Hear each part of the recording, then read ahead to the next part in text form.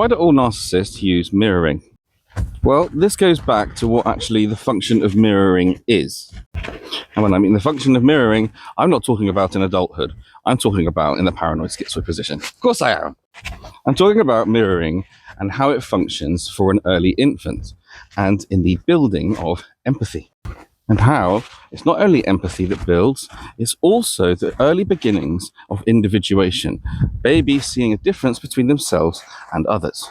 Donald Winnicott introduced the idea of mirroring to psychodynamic theory and object relations in particular, and it's where a mother mimics the expressions on a baby's face, and the baby often mirrors them back.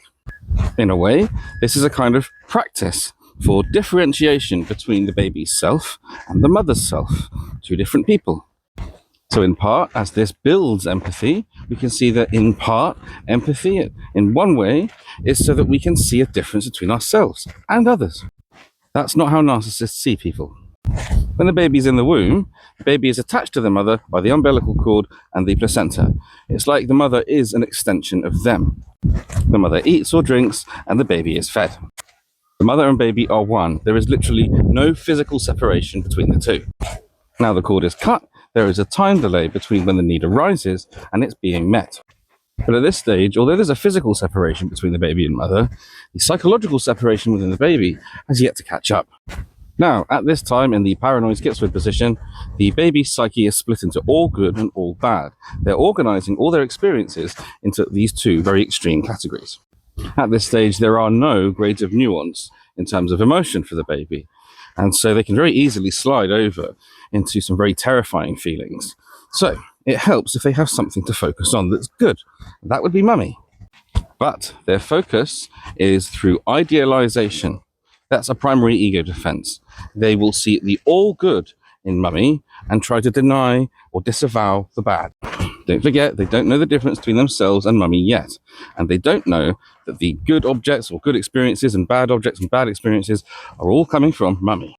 Now, research actually indicates that babies of 0 to 6 months can only see to about here. So actually, that's the ideal distance for them to be at while breastfeeding so they can see their mother's face. So it's like they're kind of programmed for mirroring. Now, in a way, the goal for the baby, although it doesn't know it, is individuation, to see the difference between themselves and others. And for that to happen, the good and bad experiences have to integrate, and they have to see that all of it is coming from mummy. And in theory, it's mirroring that's going to get them there. They are wired to be focused on their mother's face, and the mother is wired to be focused on them. As I said, the mirroring is a back and forth. It's a kind of practice for this differentiation to occur.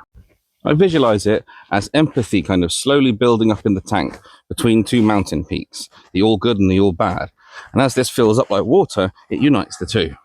When this happens, the baby is said to go through a painful integration process where they start to realize that they've been feeling both love and aggression and frustration towards the same person, mummy.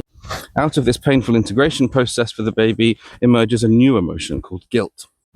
Guilt is the first complex human emotion to emerge in the psyche, and it's built out of empathy. Now, narcissists do not have empathy, effective empathy, so this means that their objects did not integrate. Without empathy, there is no guilt, so they don't care about the impact of their behavior on others. Now we've covered all that, we can look at why narcissists still mirror in their relationships at the beginning. Now, if you remember, the Donald Winnicott, mirroring was a way for the baby to kind of search for themselves in their mother's face. It's more like they're searching for their influence. The baby doesn't have a self at this stage, and so that's why they're doing it. A narcissist doesn't really have a self, so that's why they do it. They are searching for elements of you that they can make their own. They are searching for themselves in you. The mechanisms that were to make them a person were not completed. That process did not complete. So they are constantly, unconsciously trying to complete the process.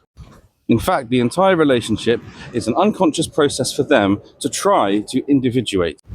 They idealize first, then they devalue and put down you, representing their bad objects.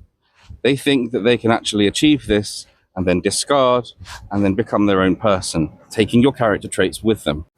But they don't understand that integration is what needs to happen. An integration between the all good and all bad.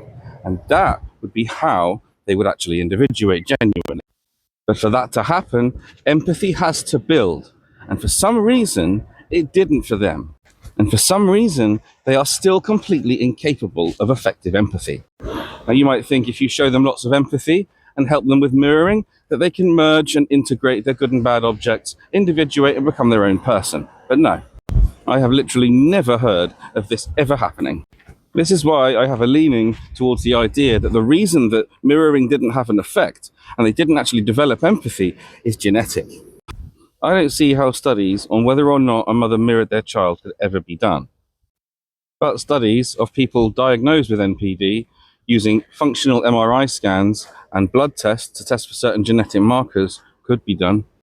What mirroring seems to show is that even though they're this far gone, there's an unconscious drive within a pathological narcissist to try to actually heal. The way for them to be a full person is for the integration of these good and bad objects. But it needs to be titrated. It needs to be done slowly. And the problem there is that any therapist relies on the current nervous system and brain of a client. Relying on the narcissist's psyche to regulate itself during an integration, that would be very dangerous. They don't have what's needed to be capable of it, I don't think.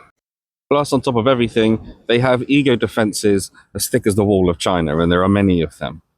There would need to be willingness, but all the willingness in the world's not really going to cut it if they fall into contact with their bad objects in a session and they go into a collapse, and then utter fragmentation starts to occur and they go into psychosis.